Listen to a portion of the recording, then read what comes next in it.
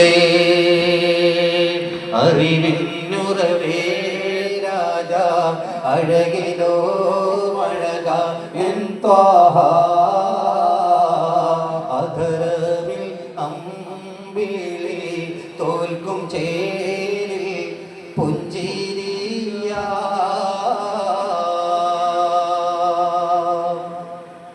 കണ്ടോ മുത്തുനബിയെ വർണ്ണിച്ചുകൊണ്ട് എത്ര പാടിയാലും എത്ര പറഞ്ഞാലും തീരില്ല കൂട്ടരെ. എത്ര പാടിയാലും പറഞ്ഞാലും വാക്കുകൾക്ക് അതീതമായി ആലോചിച്ച് അതാണ് റഹ്മത്തുൽ ലിൽ ആലമീൻ. അതാണ് റഹ്മത്തുൽ ലിൽ ആലമീൻ. ലാ യുഅ്മിനു അഹദുകും ഹത്താ അകൂന അഹബ്ബ ഇലൈഹി മിൻ വലദിഹി വവാലിദിഹി വന്നാസി അജ്മഈൻ. ഈ ഒരു ഹദീസ് വ്യാഖ്യാനിച്ചുകൊണ്ട് ഇൻഷാ അല്ലാഹ് നാളെ ഞാൻ സംസാരിക്കും. വെറും 30 മിനിറ്റ് മാത്രം. എന്താ പറഞ്ഞത്? നിങ്ങൾ ദുനിയാവിലുള്ള എല്ലാവരെക്കാളും എന്നെ സ്നേഹിക്കണമെന്ന്. സ്നേഹം ഒരു പിടിച്ചു വാങ്ങുന്നത് പോലെയുള്ള ഒരു പ്രയോഗമാണ് അല്ലേ? ആണോ? ഞാപ്പോൾ എൻ്റെ കുട്ടികളെക്കാളും ഭാര്യനേക്കാളും മുന്നോട്ട് മഹബത്ത് വെക്കണം എന്ന് ഞാൻ പറയുകയാണെങ്കിൽ ഈ മൊയിലേക്ക് ഭ്രാന്താണെന്നല്ലേ നീ പറയാം? ഈ കൂട്ടത്തിൽ ഇരിക്കണമല്ലൊക്കെ അതല്ലേ പറയാം അല്ലേ? എന്താ പെണ്ണുങ്ങളെ നിങ്ങൾ പറയാം? ഒന്നും ഉണ്ടാക്കാം അങ്ങനെ തന്നെയല്ലേ പറയാം? നിങ്ങളെല്ലാവരെക്കാളും നിങ്ങൾ സ്നേഹിക്കണം. നിങ്ങളെ ഭർത്താവിനേക്കാളും മക്കളെക്കാളും കൂട്ടുകുടുംബത്തെക്കാളും കുഞ്ഞുമക്കളെക്കാളും അയൽവാസികളെക്കാളും കൂട്ടുകാരികളെക്കാളും എണ്ണങ്ങൾ മഹബത്ത് വെക്കുന്നത് വരെ നിങ്ങളുടെ ഈമാനിൻ്റെ അളവ് പോലും പൂർണ്ണാകില്ല എന്ന് അള്ളാഹുവിൻ്റെ റസൂൽ പറയുമ്പോൾ ആ സ്നേഹം ഇടിച്ചു വാങ്ങിക്കുന്നത് പോലെ ആവശ്യപ്പെടുന്നത് പോലെ അതിൻ്റെ തഫ്സീർ നാളെ ഞാൻ വിശദീകരിക്കും. നാളെ എന്തിനാണ് റസൂൽ പറഞ്ഞത്? നിങ്ങളുടെ ബുദ്ധിക്ക് യോജിക്കുന്ന രൂപത്തിൽ അതിൻ്റെ വിശദീകരണം ഇൻഷാഅല്ലാഹ് നാളെ ഞാൻ തരാം. അല്ലാഹു തൗഫീഖ് തരട്ടെ. ആമീൻ പറയാം. അല്ലാഹു തൗഫീഖ് തരട്ടെ. കേട്ടോണേ ആത്തിക ബീവി ഇതൊരു സ്വപ്നമായിരുന്നു കണ്ടത്. എന്നാൽ മുത്തുനബിയുടെ രക്തത്തിൽപ്പെട്ട ആത്തിക ബീവി സ്വപ്നം കണ്ടത് മക്കക്കാരുടെ ജീവിതത്തിൽ അനുഭവിക്കേണ്ട ഒരു പരീക്ഷണത്തിന്റെ മുന്നോടിയായി അള്ളാഹു കാണിച്ചു കൊടുത്ത ഒരു ദൃഷ്ടാന്തമായിരുന്നു ഈ സ്വപ്നം, ഈ കിനാവ്, ഈ മനാമ്. ആത്തിക ബീവി ചാടിയണീറ്റു കണ്ട ഭീകരമായ സ്വപ്നം. അതിരാവിലെ തന്നെ അബ്ബാസ് റളിയല്ലാഹു അൻഹുവിന്റെ വീട്ടിലേക്ക് ആളെ പറഞ്ഞയച്ചു. ആങ്ങളയായ അബ്ബാസ് വന്നപ്പോ പറഞ്ഞു, അബ്ബാസേ, മക്കക്കാര് അനുഭവിക്കാൻ പോകുന്നൊരു മഹാദുരന്തത്തിന്റെ സൂചന ഞാൻ എന്റെ സ്വപ്നത്തിൽ കണ്ടിരിക്കുന്നു. അബ്ബാസ് പറഞ്ഞു, ആത്തിക, നമ്മൾ റസൂലുള്ളാഹിന്റെ കുടുംബമാണ്. ഹബീബായ നബി തങ്ങളെ ആക്ഷേപിക്കുന്ന തമ്മാടികൾ ജീവിക്കുന്ന മക്കയിലാണ് നമ്മൾ ജീവിക്കുന്നത്. ഒരിക്കലും ഒരു കാരണവശാലും ഈ സ്വപ്ന കഥ പുറത്തു പറഞ്ഞേക്കല്ല ആത്തിക. അതെങ്ങാനും അബൂജഹലും മുതുബത്തും ശൈബത്തും വലീദും നദറും ഉമയ്യത്തും അഖബത്ത് ബിൻ അബീ മുഅയ്ത്തിനെ പോലത്തെ ധിക്കാരികളായ തമ്മാടികളായ ലഅനത്താക്കപ്പെട്ട പഹയന്മാരെ വിവരം പറഞ്ഞ അല്ലാഹുവിന്റെ റസൂലിന്റെ കുടുംബത്തെ അധിക്ഷേപിച്ചും ആക്ഷേപിച്ചും പരിഹസിച്ചുകൊണ്ടും അവർ സംസാരിക്കും. ആത്തിക, അതിനുള്ള ഇട നീ വരുത്തല്ലേ. കണ്ട സ്വപ്നം അത് മനസ്സിന് വെച്ചോടണേ ആത്തിക.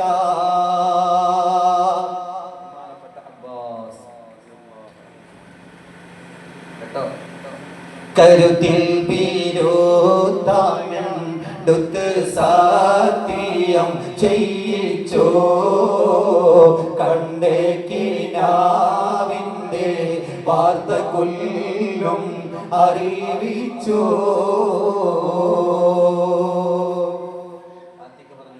ഞാൻ പറയൂല, ഉറപ്പാണ് നീ പെണ്ണുങ്ങൾക്ക് രഹസ്യം സൂക്ഷിക്കാൻ പറ്റൂല. പെണ്ണുങ്ങളുടെ ഹൃദയം ലോല ഹൃദയമാണ്.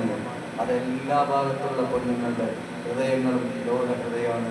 എന്തെങ്കിലും കേട്ട നോക്കടി, വീട് നോക്ക്. എന്ത് നമ്മുടെ അടുത്ത വീട്ടിലുള്ള ഫിറോസ് വേറെ പെണ്ണെട്ടിത്തര, അത് മലപ്പുറത്ത് കണ്ടിട്ടാത്തര കെട്ടിയിട്ടുള്ളത്. ഇവിടെ അറിഞ്ഞിട്ടൊന്നും ഉണ്ടാവില്ല, വെറുതെ സ്വപ്നത്തിൽ കണ്ട കഥയും. ഇങ്ങനെയാണ് ചില പെണ്ണുങ്ങളുടെ ഹൃദയം, ലോല ഹൃദയമാണ്. രഹസ്യം സൂക്ഷിക്കാൻ അവർക്ക് കഴിയില്ല. കേട്ടോണേ അബ്ബാസ് റളിയല്ലാഹു അൻഹു പറഞ്ഞു, ആത്തിക, ഒരിക്കലും ഇത് പുറത്തു പറയല്ലേ. അത് പ്രവാചക കുടുംബത്തിനെ ആക്ഷേപിക്കാൻ അതൊരു കാരണമാണ്. അതുകൊണ്ട് പുറത്ത് പറഞ്ഞേക്കല്ല ആത്തിക്ക എന്ന് പറഞ്ഞിട്ട് ആത്തിക്ക ബീവിയോട് വളരെ ഗൗരവമായിട്ട് പറയുകയാണ്. ബഹുമാനപ്പെട്ട അബ്ബാസിന്റെ മനസ്സിൽ എന്നാലും എന്ത് പരീക്ഷണം മക്കാർക്ക് വരാനുള്ളത്? എന്ത് പരീക്ഷണം മക്കാർക്ക് വരാനുള്ളത്? ഇതിനെക്കുറിച്ച് ഇങ്ങനെ ആലോചിച്ച് ചിന്തിച്ച് തല പുകഞ്ഞ് ചിന്തിക്കാൻ തുടങ്ങി. അബ്ബാസ് റളിയല്ലാഹു അൻഹു അന്ന് രാവിലെ തന്നെ ജോലിക്ക് വേണ്ടി വീട്ടിൽ നിന്ന് ഇറങ്ങിയപ്പോൾ അബൂജഹലിന്റെ ഒരു വലങ്കയുണ്ട്. ലാനത്തൊന്ന് ചൊല്ല്. കൊടിയോനെ കുലത്തെ മസ്ബത്തുല്ലം കുബലൈക്കീദോർ കാതി കോനാവൻ പോർക്കും ഇലാണ്ട് പിടയണ്ട് കോറിന ഫലമതാമി കൊതുമു തണി കൂട്ടത്താശ തിരുതരുൾ മഹമൂദർ നബി വാശുന്നേ പഷ്കയും പരീക്ഷ കൂടെ തരും തേനും മാർഗവും പളർ വീശുന്നേ ഓർത്താനെ നേടിൽ തോകത്തോകളും മറ്റും ഓർമാനം ഒരുക്കി കൂട്ടി നടത്ത സഹാബി വിദുത്തിത്തും പുകളോരും ജയങ്ങൾ കിട്ടി. എല്ലാ ശത്രുക്കളെക്കാളും കാഠിന്യമേറിയ ശത്രുവാണ് അബൂജഹൽ. ഒന്ന് ലാനത്തിലേക്ക് കൂലി കിട്ടും. ലാനത്താക്കപ്പെട്ട അബൂജഹൽ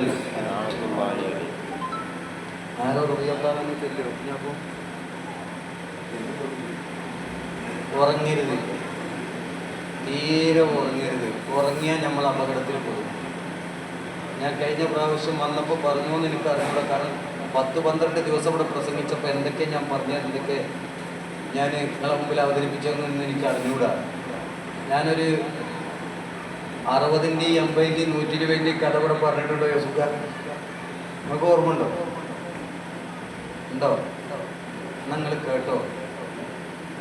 നമ്മൾ ഒരാളോടൊരു കാര്യം പറയുമ്പോൾ അത് ശ്രദ്ധിച്ചിരുന്ന് കേട്ടിട്ടില്ലെങ്കിൽ പറ്റുന്ന ഒരു അപകടത്തെക്കുറിച്ച് ഞാൻ 2 മിനിറ്റ് കൊണ്ട് പറയാം. പണ്ട് മായിനാജി എന്ന് പറഞ്ഞ ഒരാൾ ഞങ്ങളുടെ നാട്ടിൽ ജീവിച്ചു. മായിനാജി, ഇവിടെ മായിനാജി ഉണ്ടെങ്കിൽ എന്നോട് കൊടുക്കണം, ക്ഷമിക്കണം. ഇത് മണ്ണാർക്കാട്ടുള്ള മായിനാജിയാണ്. മായിനാജി വീട്ടിൽ ദാരിദ്ര്യം കൊണ്ട് കപ്പലിൽ ദുബായിക്ക് പോയ ആളാണ്. കപ്പൽ മനസ്സിലായി? അന്നത്തെ കാലത്തൊക്കെ കള്ളക്കപ്പലാത്തത് എനിക്കൊന്നും അറിഞ്ഞൂടാ. കപ്പലിൽ പോയിട്ട് ദുബായ് ഇങ്ങനെ ദൂരം നിന്ന് ലൈറ്റും തീയൊക്കെ കാണുമ്പോൾ പറയത്തരെ എന്നാ ആ കാണാണ് ദുബായ്, നിങ്ങൾ ചാടിക്കോളി എന്ന് പറയും. കടലിൽ കിടത്തൽ ചാടണം. ചാടിയിട്ടില്ലെങ്കിൽ കപ്പലുള്ള ജീവനക്കാരെടുത്ത് കടലിലേക്ക് വലിച്ചടരും. ജീവന് ഭാഗ്യമുണ്ടെങ്കിൽ അപ്പുറത്ത് നീന്തിയെത്തും, അല്ലെങ്കിൽ ദുബായിലെത്തുമ്പോഴേക്കും മയ്യത്താവും. ഇങ്ങനത്തെ ഒരു കാലം ഉണ്ടായിരുന്നു ദുബായിക്ക് പോകാൻ എല്ലാ രാജ്യത്തും. മായിനാജി ഇങ്ങനെ പോയ ആളാണ്. അങ്ങനെ പോയി വീട്ടിൽ ചെന്ന് ദുബായിൽ ചെന്ന് നല്ല അറബി റാഹത്തോടു കൂടെ നിന്നു 20 കൊല്ലം. എത്ര 20 കൊല്ലം നിന്നു. നല്ല പൈസയൊക്കെ ഉണ്ടാക്കി, സമ്പാദ്യമൊക്കെ ഉണ്ടാക്കി, വലിയ സ്ഥലങ്ങളും ബിൽഡിങ്ങുകളും റബ്ബർ തോട്ടങ്ങളും ഒക്കെ ഉണ്ടാക്കി. അങ്ങനെ മൈനാജ് പോകുമ്പോൾ 6 മാസമുള്ള ഒരു പെൺകുട്ടി ഉണ്ടായിരുന്നു. മൈനാജ് തിരിച്ചു വന്ന് നോക്കുമ്പോൾ ഇപ്പോഴത്തെ എത്ര വയസ്സ്? 20 വയസ്സ് കഴിഞ്ഞു. പേർഷ്യക്കാരല്ലേ കല്യാണം പല ഭാഗത്തുനിന്നും വന്നുകൊണ്ടിരിക്കുകയാണ്. അവസാനം നല്ലൊരു ചെക്കനെ കണ്ടെത്തി കല്യാണത്തെ നിശ്ചയിച്ചു. അന്നത്തെ കാലത്ത് ബിരിയാണി ഇങ്ങനെ വന്നുകൊണ്ടിരിക്കുന്ന കാലമാണ്. ബിരിയാണി ഇത്രമാത്രം സുലഭമായിട്ടില്ല. ബിരിയാണി കണ്ടുപിടിച്ച കാലം ആ കാലത്താണ് മായനാജിൻ്റെ വീട്ടിലെ കല്യാണം. അങ്ങനെ ഭാര്യ പറഞ്ഞു, നോക്കി നിങ്ങളുടെ നാട്ടിൽ വലിയ പ്രമുഖരൊക്കെയാണ്, ആചാര്യാണ്, പള്ളി പ്രസിഡൻ്റാണ്.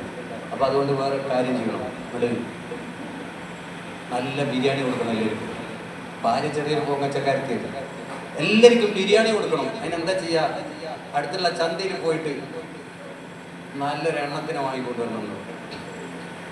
മായിനജ് മകളുടെ കല്യാണത്തിന് വേണ്ടുന്ന ആ പോത്തിനെ വാങ്ങാൻ വേണ്ടിയിട്ട് ചന്തയിൽ പോയി നോക്കുമ്പോൾ കൂട്ടരെ ഇങ്ങക്ക് കേൾക്കണോ, ഒരു 200 കിലോ തൂക്കം വരുന്ന വലിയൊരു പോത്ത്, മൂരി എന്തോ ആകട്ടെ, മൂരിയുടെ ബിരിയാണി ഞങ്ങൾ അവിടെ കിട്ടും, പോത്തിൻ്റെ ബിരിയാണി കിട്ടും. ഇപ്പം നമുക്ക് മൂരിയാണ് അതെന്നല്ല, 200 കിലോ തൂക്കം വരുന്ന നല്ലൊരു മൂരിനെയൊക്കെ വാങ്ങിയിട്ട് ആചാര രൂപം ഞാനൊന്ന് പറഞ്ഞുതരാം. നല്ലൊരു തോർത്തും കൊണ്ടുകൊണ്ടൊരു തലയിൽ കെട്ടില്ല, ഒരു ബനിയൻ, വെള്ള ബനിയൻ, കയ്യുള്ള ബനിയൻ, നല്ലൊരു കള്ളിത്തുണി, നല്ലൊരു റാണി ബെൽറ്റ് അറിയില്ലേ, പച്ച ബെൽറ്റ് പോക്കറ്റൊക്കെ ഉള്ള അതൊക്കെ കെട്ടി ആചാര്യങ്ങനെ നല്ല 200 കിലോ തൂക്കം വരുന്ന മൂരിനെയും പിടിച്ചിട്ട് ഇങ്ങനെ അഭിമാനത്തിൽ ഇങ്ങനെ നടക്കുകയാണ്. കടന്ന് അന്നത്തെ കാലത്ത് വണ്ടി വാഹനമെല്ലാം നടത്തിയിട്ടാണ് കൊണ്ടുപോകില്ല. അങ്ങനെ കുറേ എത്തിയപ്പോൾ നിർഭാഗ്യമെന്ന് പറയട്ടെ, മൂരി നടത്തത്തിന് സ്പീഡ് കുറഞ്ഞു എന്നല്ല, ആചാര്യ കയ്യിലുള്ള വടികൊണ്ട് കുറെ അടിച്ചു നോക്കി, തല്ലി നോക്കി, മൂരി അവിടെ കിടന്നു എണിക്കണില്ല. എണിക്കാതെ വന്നപ്പോൾ ആചാര്യ പഠിച്ചത് 18 പയറ്റി വാലിൽ കടിച്ചു നോക്കി. അങ്ങനെ 19ാമത്തെ അടവാണത്. വാലിൽ പഠിച്ചു നോക്കി, മൂരി ചത്ത പോലെ കിടക്കുന്നു. പടച്ചോൻ ഇനി എന്ത് ചെയ്യും ഞാൻ, എനിക്ക് എന്താ ചെയ്യാൻ പറ്റുക എന്നും ചിന്തിച്ച് ഇങ്ങനെ നിൽക്കുമ്പോണ്ട് ഒരു താടിയൊക്കെ നീട്ടി വളർത്തി, അതിരില്ലാത്ത താടി, കുഞ്ഞാപ്പൂന്റെ താടി പോലെ ഇങ്ങനെ വെട്ടി ഒതുക്കിയതല്ല, അതിരില്ലാത്ത താടി വെച്ചിട്ട് നടക്കുന്ന പോലെ നിങ്ങൾ പൊടിച്ചോളണം. അങ്ങനത്തെ ഒരു ചങ്ങായി വന്നിട്ട് ചോദിച്ചു. ഇയാളെ കണ്ടപ്പോൾ തന്നെ ആ നിസ്കാരത്താകുമ്പോൾ ഈ വേഷവിധാനമൊക്കെ കണ്ടപ്പോൾ വന്നു എനിക്ക് തോന്നി ഇയാളൊരു സുന്നിയാണെന്ന്. വന്ന ആൾ പുത്തൻ ആശയക്കാരനാണ്, ഒരു വിദേഹത്തിന്റെ ആളാണ്. അയാൾ ചോദിച്ചു എന്താ ചെയ്തതെന്ന് ചോദിച്ചു. എന്താണെന്നറിയില്ല കൂട്ടുകാരാ, കണ്ട് ഈ മൂരി ഞാൻ ചന്തയിൽ നിന്ന് കൊണ്ടുവരാണ്, ഇവിടേക്ക് എത്തോളം ഉഷാറായിരുന്നു, എന്താണെന്ന് അറിഞ്ഞൂടെ, ഇവിടേക്ക് എത്തിയപ്പോൾ ഒരടിയാണ് നടക്കണില്ല, ചത്ത പോലെ കെടുക്കണം. അതാണോ പ്രശ്നം? എന്നാൽ ഇവിടെ ഒരു മൊയ്തേരുണ്ട്, ഉറുക്കും മന്ത്രവും ഇതൊക്കെ എഴുതണ, എനിക്ക് ഏറ്റവും വെറുപ്പുള്ള ആളാണ്, ഒരു മുസ്ലിം അവിടെ ഉണ്ട്. അവിടെ ചെന്നിട്ട് വിവരം പറഞ്ഞാൽ മതി. ഇയാളെ പരിഹസിച്ചിട്ട് പറഞ്ഞതാ, ഇയാളെ കളിയാക്കിയിട്ട് പറഞ്ഞതാ. അവിടെ ചെന്ന് വിവരം പറഞ്ഞാൽ പോത്ത് എണീക്കാനുള്ള ഐക്യം എഴുതി തരും, വേലസ് എഴുതി തരും, അപ്പൊ പോത്ത് നടന്നോളുന്നു. കളിയാക്കിയിട്ട് പറഞ്ഞതാണെങ്കിൽ ഇയാൾ കാര്യമാണെന്ന് വിചാരിച്ചു. ഉസ്താദിന്റെ വീട്ടിൽ ചെന്നു, വാതിൽ മുട്ടി ഉസ്താദ് വന്നു. അൽഹംദുലില്ലാ, കണ്ടപ്പോൾ തന്നെ നല്ലൊരു ഐശ്വര്യമുള്ള മുഖം. നിങ്ങളെവിടുന്ന? ഞാനിങ്ങനെ, എൻ്റെ പേര് മായിനാജിന്ന്, ഞാൻ എന്നോടത്തേക്ക് വരിക. എന്തേ സംഭവിച്ചു? മൂരി എണിക്കണില്ല. കേട്ടപ്പോൾ തന്നെ ഉസ്താദ് പഠിച്ചു, മൂരി എണിക്കാത്തിരിപ്പോൾ ഞാൻ എന്താ ചെയ്യാന്ന് മനസ്സുകൊണ്ട് പറഞ്ഞു. അപ്പൊ ചോദിച്ചു, ആചാര്യ നിങ്ങളങ്ങോട്ട് പറഞ്ഞയച്ചത് ആരാന്ന് വെച്ചു. ഈ ഭാഗത്തുള്ളൊരു വീട്ടുകാരനാണ്, താടിയൊക്കെ നീട്ടി വളർത്തിയിട്ട്, കണ്ടാൽ തന്നെ ഒരു പുതിയ ആശയക്കാരനാണ്. അത് കേട്ടപ്പോൾ മൊയ്തേര് പറഞ്ഞു, എന്നാ ഒരു കാര്യം ചെയ്യും, ഇങ്ങോട്ട് കയറിയിരിക്കുന്നു. മൂത്ത മകള് സഫിയ വാദം, മോള് അടുത്ത് എന്താ വാപ്പാണ്. ആ കിണറിൻ്റെ 4 ഭാഗം കുറേ മുളകിൻ്റെ ചെടിയുണ്ട്, കാന്താരി മുളക്, കുറച്ച് ഡോസ് കൂടുന്ന കാന്താരി മുളക് അറിയില്ലേ നിങ്ങൾക്ക്? ഇവിടെ ഇല്ലേത്? സുബ്ഹാനല്ലാഹ്, കാന്താരി മുളകിന് ഡോസ് കൂടുതലാണ്. മോള് ചെന്നിട്ട് എന്ത് ചെയ്യണം? ആദ്യം ഒരു കയ്യിൽ നിറച്ച് കാന്താരി മുളക് പറിച്ചെടുത്തിട്ട് അത് അമ്മിയിലിട്ടിട്ട് വെണ്ണ പോലെ അരക്കണം. പിന്നെ 2 കൈയും നിറച്ച് അതിലും കാന്താരി മുളകിട്ട് നന്നായിട്ട് വെണ്ണ പോലെ അരക്കണം. പിന്നെ 2 കൈയും പിന്നൊരു കൈയും, 3 കൈ കാന്താരി, ഇങ്ങനെ 3 പൊതിയാക്കിയിട്ട് കൊണ്ടുവരാൻ പറ്റും. സഫിയത് പറഞ്ഞ് കേട്ട ഉടനെ തന്നെ പോയി നന്നായിട്ട് 3 പൊതി അരച്ച് വൃത്തിയായിട്ട് പൊതിഞ്ഞ് ഉപ്പാൻ്റെ കയ്യിൽ കൊണ്ടുപോയി കൊടുത്തു. ആചാര്യ ഇങ്ങനെ അന്തം വിട്ടിട്ട് പുറത്തിരിക്കുകയാണ്. ആചാര്യ വിളിച്ചു, മായനാജി ഇവിടെ വരിയുന്നു, മരുന്ന് റെഡിയാണ്. 3 പൊതി ചെറിയ പൊതി എടുത്തിട്ട് പറഞ്ഞു, ഈ പൊതി 60 സ്പീഡാണ്. നേരെ കേൾക്കണ്ടോ? ഇത് 60 സ്പീഡാണ്. ആദ്യം ഈ 60 കൊടുക്കണം. പിന്നെ ഇത് 80 സ്പീഡാണ്, കുറച്ച് വലിയ പൊതി. പിന്നെ ഈ വലിയ പൊതി ഇത് 120 സ്പീഡാണ്. ഇത് അവസാനം കൊടുക്കാൻ പറ്റുള്ളൂ. ആചാര്യ ചോദിച്ചു, അല്ലോ ഉസ്താദേ, ഇത് ഏത് കൂടിയാ കൊടുക്കേണ്ടത് ചോദിച്ചു. അപ്പൊ ഉസ്താദ് പറഞ്ഞു, ആ വാലുകൾ പൊക്കിയിട്ട് അവിടെ നിന്ന് തേമ്പി കൊടുത്താൽ മതി.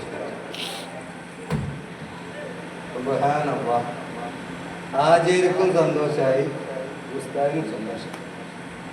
3 പൊതി ഇങ്ങനെ അരയിൽ വെച്ചിട്ട് വന്നു നോക്കുമ്പോൾ നമ്മളെ മൂരിക്കുട്ടൻ ചത്ത പോലെ അപ്പോഴും കിടക്കുകയാണ്. ആചാര്യ പറഞ്ഞു, മര്യാദക്ക് എണിച്ചോ, മരുന്ന് ഇവിടെ റെഡിയാണ്, മര്യാദക്ക് എണിച്ചോ, ഇപ്പം മരുന്ന് പ്രയോഗിക്കുന്നു പറഞ്ഞു. മൂരിക്കെന്ത് മര്യാദ, ഉള്ളിൽ കിടപ്പന്നെ. 60ന്റെ പൊതിങ്ങളെടുത്തു, ആ വാലിന് പോക്കി അവിടെ ഒന്നിങ്ങോട്ട് നെയ്സായിട്ട് ഒന്നിങ്ങോട്ട് പെട്ടു. അങ്ങോട്ട് മൂരി നീച്ചിട്ട് അങ്ങോട്ട് ഓടി. സുബ്ഹാനല്ലാഹ്, മലമൂത്ര വിസർജനം പോണ വൈക്ക് കൂടി മൂരി നടത്തിക്കൊണ്ടാ പോണത്. ഓടി ഓടി ഓടി ആചാര്യ പിന്നിലും മൂരി മുന്നിലുമായിട്ട് ഓടി. കുറേ ഓടിയപ്പോ എല്ലാത്തിൻ്റെയും ഡോസ് കഴിയുമല്ലോ. മൂരിയുടെയും ഡോസ് കഴിഞ്ഞപ്പോൾ മൂരി പഴയ പോലെ തന്നെ വീണ്ടും ഓട്ടം ചുരുക്കി നടത്തവും ചുരുക്കി കിടത്താക്കി. ആചാര്യ കുറെ കഴിഞ്ഞപ്പോ ഇങ്ങനെ പിന്നാലെ ഓടിയിട്ടെത്തുന്നില്ല, മധ്യവയസ്കനല്ലേ, ഓടി വന്നിട്ട് നീ പിന്നെയും കിടന്നില്ലേ, ഈ പിന്നെയും കിടന്നില്ലേ, മര്യാദ കണിച്ചു, 80 എനിക്ക് തരാൻ പോകുന്നത്. 80ന്റെ പൊതി ഇങ്ങനെ അയച്ചു. മൂരിയുടെ ആ പറഞ്ഞ സ്ഥലത്തന്നെ നന്നായിട്ടാണ് പെരുമാറി. ഒരു പാച്ചിന് മൂരി അങ്ങോട്ട് പാഞ്ഞു, എമ്മാതിരി പാച്ചു. സക്കറാത്തിന്റെ വേദന അനുഭവിച്ചിട്ട് മൂരി ഓടുകയാണ്. കുന്നും മലയും തോടും ഒന്നും മൂരിക്ക് പ്രശ്നമില്ല. ഓടി ഓടി ഓടി മൈനാജി പിന്നിലും മൂരി മുന്നിലുമായിട്ട് ഓടി. കുറെ ഓടിയപ്പോ മൂരിനെ കാണാൻ പറ്റാത്ത ദൂരത്തിലെത്തിയപ്പോ ആചാര്യ കഥച്ചിട്ട് നിന്നിട്ട് പറഞ്ഞടാ, ഇത് നല്ലോണം ഓടിക്കും, നീ 80 പോണിച്ചാൽ 120ന്റെ മരുന്ന് നിന്റെ കയ്യിലാണല്ലോ എന്ന് പറഞ്ഞ് 120 തുറന്നു. ആചാര്യ ഒരൊറ്റ തേമ്പല. സുബ്ഹാനല്ലാഹ്, അങ്ങോട്ട് മാന്യനാജങ്ങോട്ട് ഓടിയിട്ട് ഈ ഓടിക്കൊണ്ടിരിക്കുന്ന മൂരിനൊക്കെ ഓവർടേക്ക് ചെയ്തിട്ട് ആചാര്യ വീട്ടിലെത്തി. വെള്ളം വെള്ളം വെള്ളം, എവിടെ മൂപ്പരെ മൂരി, വെള്ളം വെള്ളം. പിന്നെ ചോദിച്ചു, മൂപ്പരെ മൂരി എവിടെ ചോദിച്ചു. മൂരി 80 രൂപയ്ക്കുണ്ട്, ഞാൻ 120 പോകുന്നതാണ്. അതാണ് ഇതിന്റെ കണ്ടത്. മൂരി 80 വരുന്നുണ്ട്, ഞാൻ 120 പോകുന്നതാണ്. ഇതെന്തേ സംഭവം? പറയുന്നതൊന്നും ആചാര്യക്ക് പ്രയോഗിക്കാൻ മോദിര് പറഞ്ഞോ? പറഞ്ഞത് അപ്പോ കഥ പറയുമ്പോൾ ശ്രദ്ധിച്ചിട്ടില്ലെങ്കിൽ അപകടങ്ങളിൽ പെടും. അതുകൊണ്ടാണ് ഞാൻ പറയുന്നത്, ശ്രദ്ധിച്ച് കേട്ടോണേ. അബൂജഹലിന്റെ